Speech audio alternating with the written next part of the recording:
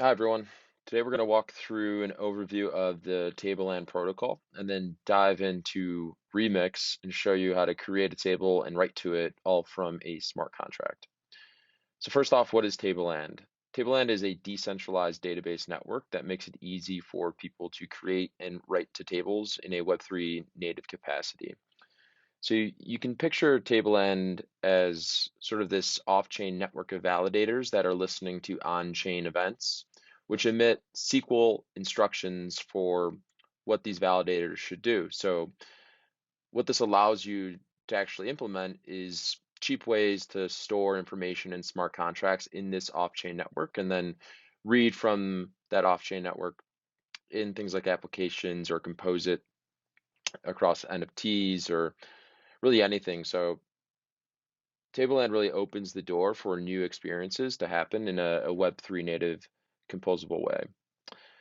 And what this really allows you to do is turn any blockchain into an application database. So anything from dynamic NFTs to game state to application data, all of this can actually be stored in Tableland tables. And then you can use things like different access controls with smart contracts to ensure maybe only a specific address with a particular balance that owns this specific NFT can write to a table.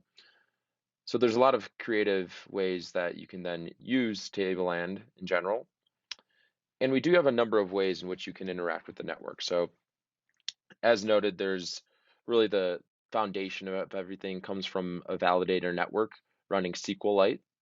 And they're the ones that are making mutations to tables, creating tables, and sharing state across them.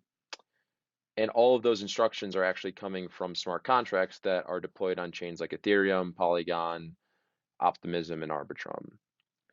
So as those events from smart contracts, and in particular what we call the registry TablelandTables smart contract, as those events are emitted, they basically tell these validators what to do, and smart contracts can interact with this registry smart contract.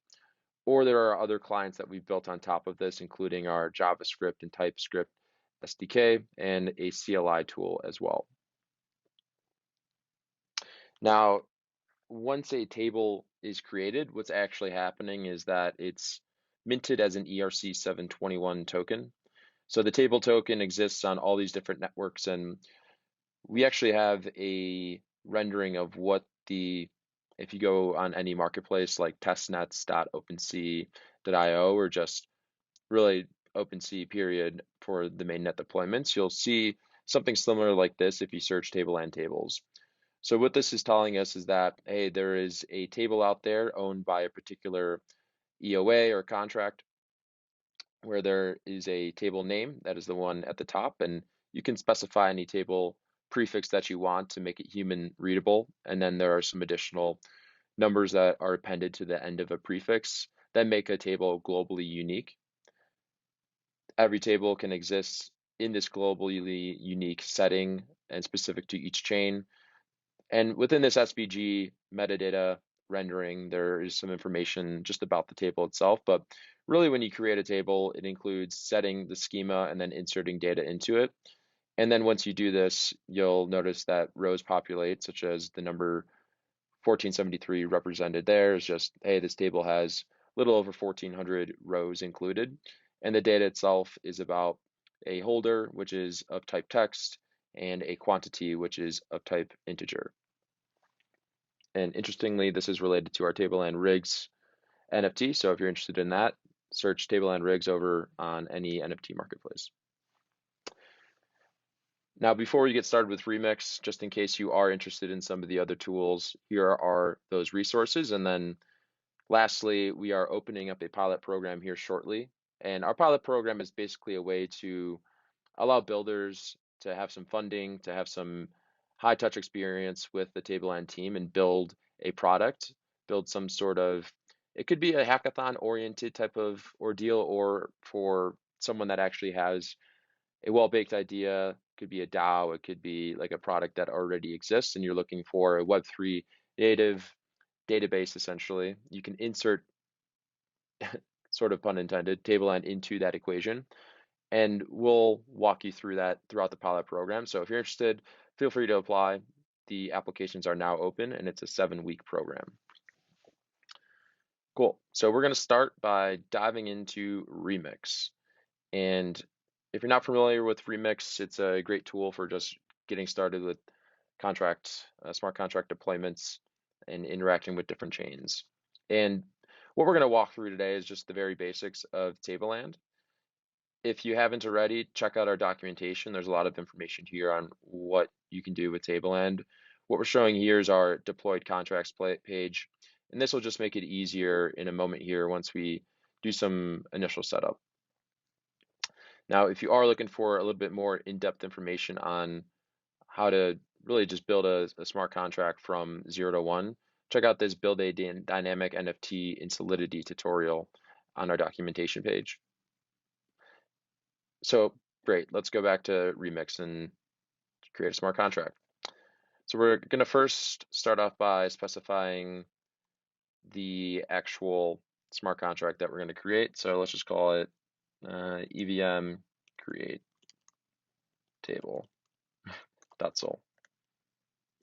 And I have some pre-created code that I'll walk you through here now, but it's pretty straightforward to actually get started with Tableland and create and write to tables. So up at the top, just some basic config information around the open source licensing and Pragma, Solidity. And here we've imported a few different contracts. So the first one is pretty interesting. I'll get to this in a second, but ERC721 holder. Next, we have the TablelandTables interface. And then third, we have a strings library. And really the top and bottom one of these imports are important for just interacting with Tableland and making some of those interactions more straightforward. Cool, so we have our contract, and up at the top, we've specified some state variables that we're going to be saving. So the first one is when we actually deploy this contract, we're going to set the address of the TablelandTables registry smart contract. And this will make it easy when we're actually interacting with that contract itself or creating and inserting data into the tables. Next, we have some information that is specific to Tableland. So every table comes in sort of this, I'll scroll down here, but in a format like this: prefix, chain ID, table ID. So here we're saving each of those components as individual state variables, not necessarily required to save the prefix itself, but I thought it'd be helpful to do it here just based on the way I've designed the contract. But note that it's pretty common pattern to at least save the table name and table ID, sometimes prefix, because it just really depends on your implementation and how efficient you are in trying to get this contract. And then the last piece is just a counter. When we show our write statement down at the bottom, it's going to leverage this counter, just increment the value little by little. So when someone inserts into the table, it's just using the updated value. Next, we have a constructor. So here we're setting that table prefix. We are setting the actual TablelandTables registry smart contract address, and then we're specifying the counter as 0. And there are definitely better ways you can handle this around counters and everything. This isn't the most perfect implementation, but it's just really the basics to get started and show you how to do things with Tableland. So the next step we're going to do is create metadata table. And I actually will just rename this as table because it's not necessarily metadata, although Tableland is great as a metadata solution for things like NFTs because we can make metadata natively dynamic with on-chain rules and interactions. But first, what we're going to do is, since in our constructor we specified that Tableland registry contract, we're going to create a table. And at the Tableland registry smart contract, and in fact, it might be helpful to even look this up in real time. But if we look at TablelandTables, what does this really do? So if we scroll down a bit, you'll notice two functions that are pretty important to this tutorial in general. One is create table. So here we're going to specify who the table owner is and what that create table statement is. And what this will do is, as you see here, safe mint, it's going to be minting a table token to whoever mints this table. And then from there, we will be writing to the table itself using this run SQL function. So taking that caller, so that owner of the table typically, the table ID, and then the statement. So if you come from a world of SQL, this is going to be our create table type of statement. And then this is a statement like insert into table values. And this is really cool because this is all happening on chain. And there are other ways that you can get pretty creative with this. You'll notice at the bottom of this run SQL function, there's this get policy. And what this does is actually, if you want to have more complex access controls, like checking ownership of a token or checking balance of a wallet, saying, hey, this person can only insert into my table if they have a balance above, 0.01 ETH, sort of spam protection, things like that. You can leverage the get policy to make sure that only the right people are updating or inserting values into a table. And we won't be walking through that today, but if you are interested in more of the complex type of ACL configurations, that's where our Tableland controller contract comes into play, where you can do things like inserts, updates, deletes, where clauses, etc. And this is where you can get into the creative nature of the ACLs. And there are some contracts that show you exactly how these type of interactions could be established. So check those out if you are interested in them.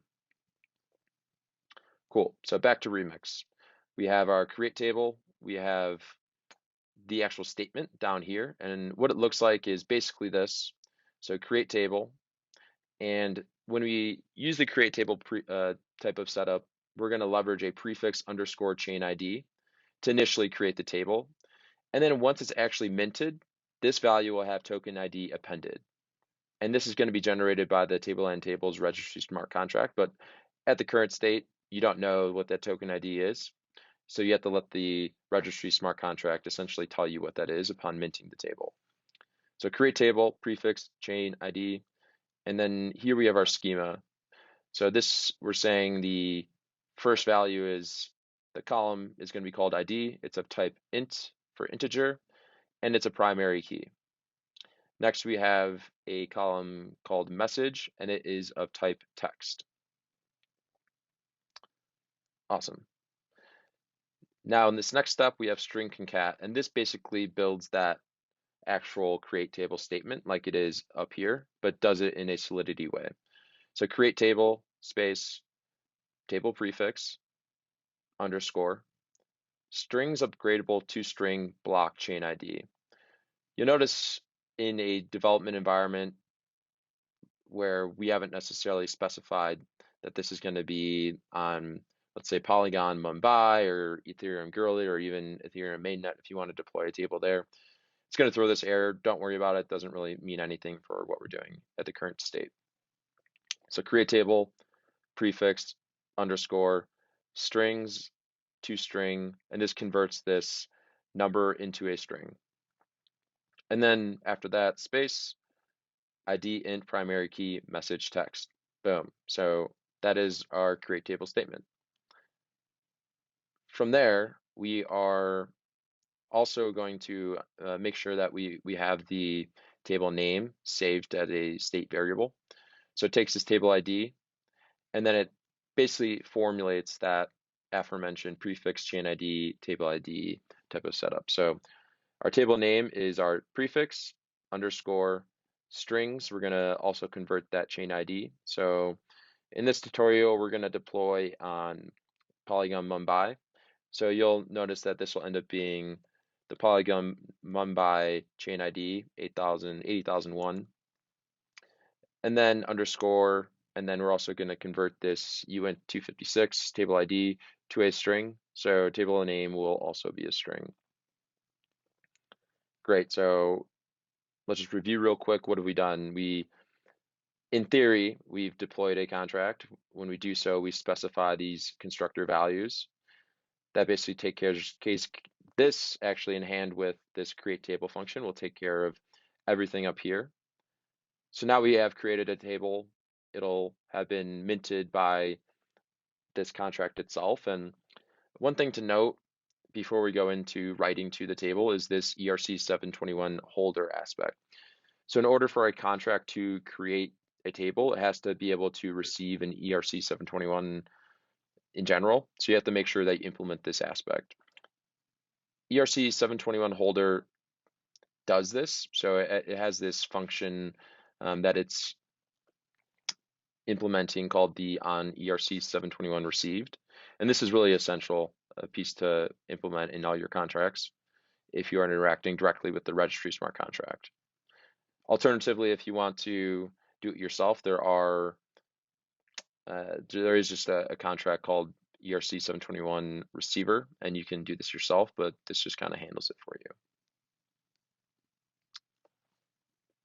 Great. Next up, let's write to a table. We're going to call Tableland run SQL, that function that we looked at earlier. The caller is the address this, so the address of the smart contract. And again, since this smart contract can receive tokens, this is really what enables everything to be possible. We have the table ID, and then we have the insert statement itself. And the insert statement is going to look like this up at the top. So insert into, we have that format prefix, chain ID, table ID. We have the columns that we're going to insert into, and then we have the values that we're going to insert into the table. So the values, we're going to have this sort of counter that's going to be occurring. And after inserting, we're going to increment the counter itself.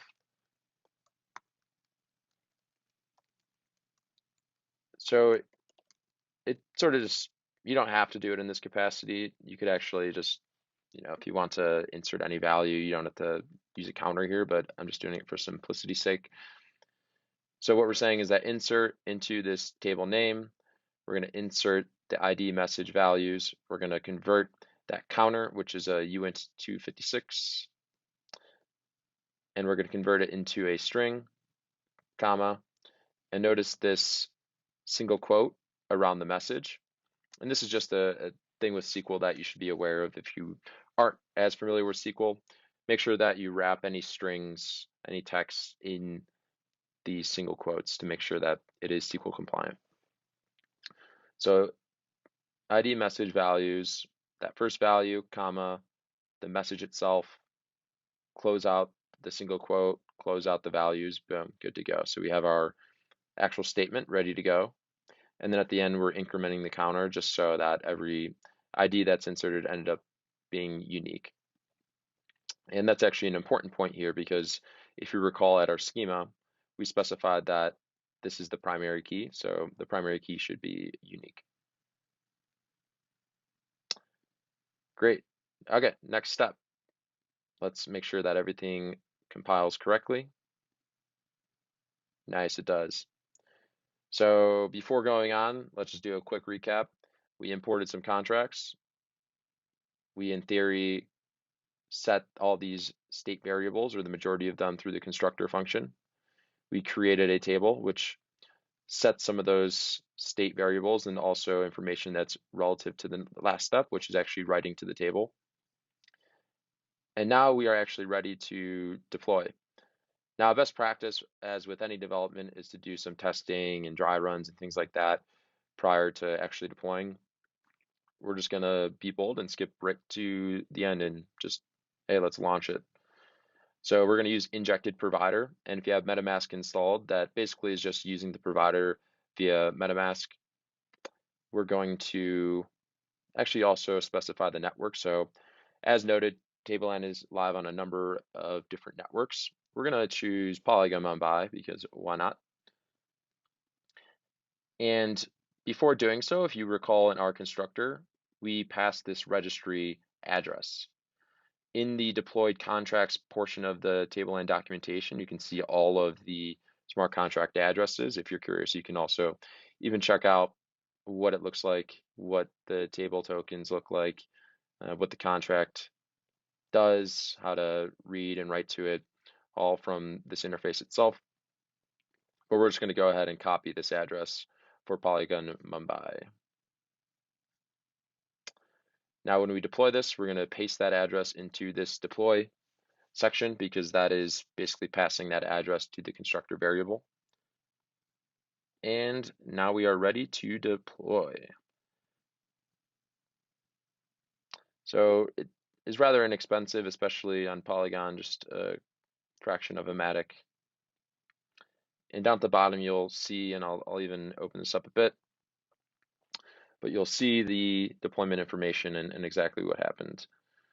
So just to even verify things, let's see what it looks like on Polygon scan.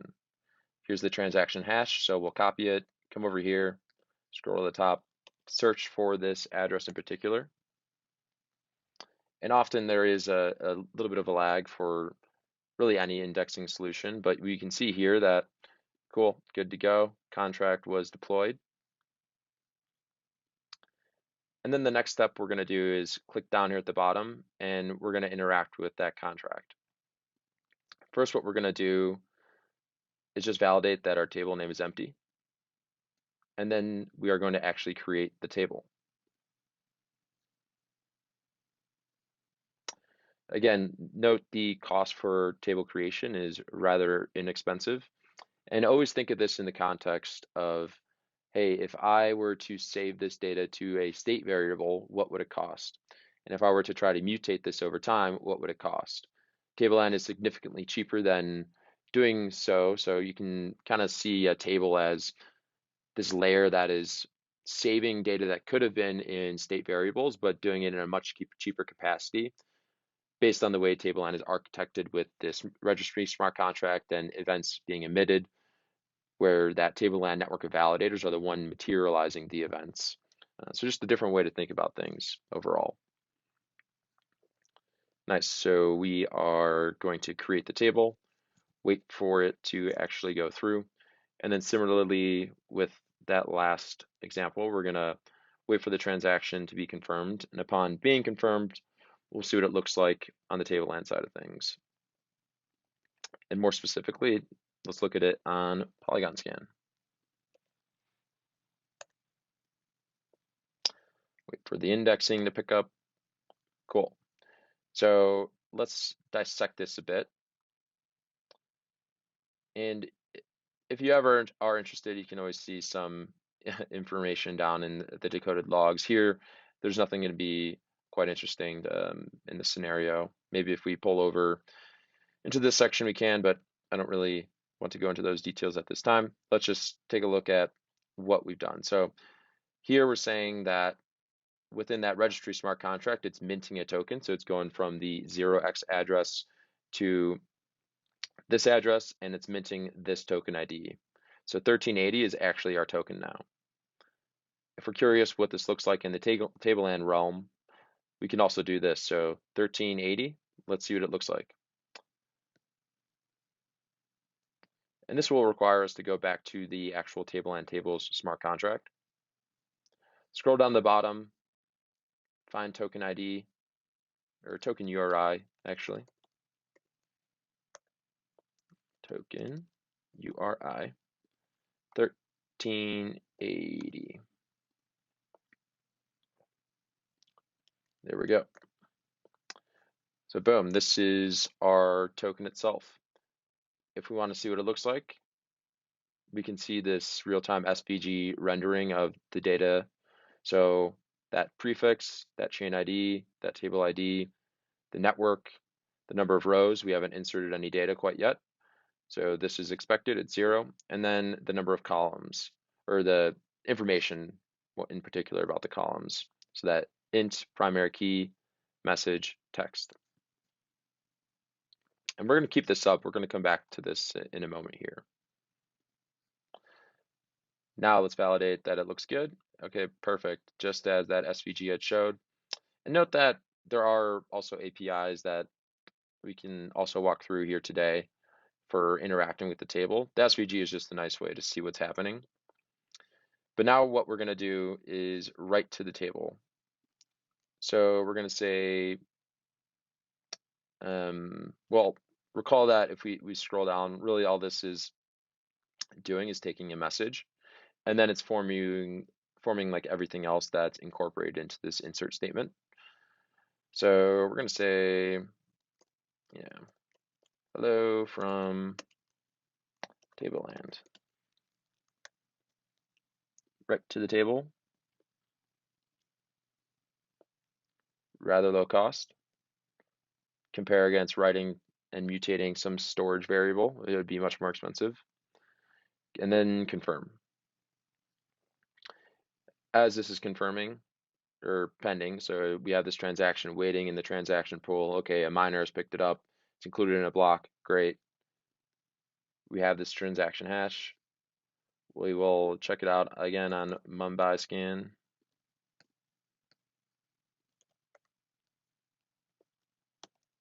See what's going on. Indexing, boom. So now we can actually see what we decoded, see what we actually wrote as part of that message. So hello from Tableland, cool. So we know that the event was emitted. We know that this interaction has happened. Now let's finally check, make sure that everything was good and that the data was rendered in Tableland. Cool. Real-time update, dynamic NFT. Row is now 1. And what's cool is that we can also just like query the data itself. So rather than just looking at this SVG rendering, we can also go over to this endpoint here.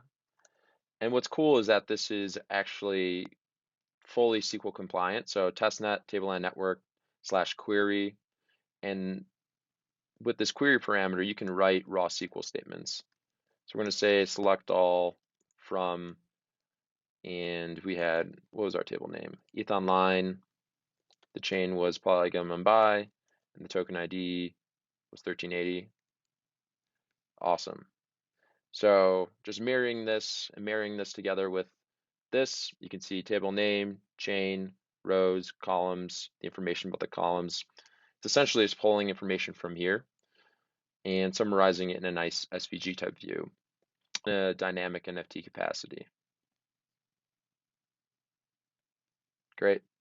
So if you're interested, you can continue interacting with that contract. We'll share this in a write-up at a different point in time, but appreciate everyone sticking with me throughout this demonstration. What we did was create a smart contract that simply interacts with the Tableland table registry. It allows you to easily create a table and write to a table, all using just smart contract interactions. And then from here, what you can do is really get creative, build dynamic experiences that leverage complex ACLs and access controls to really open up the door for truly composable, cross-chain, cheap native experiences to the Web3 realm. Thanks again for sticking with me.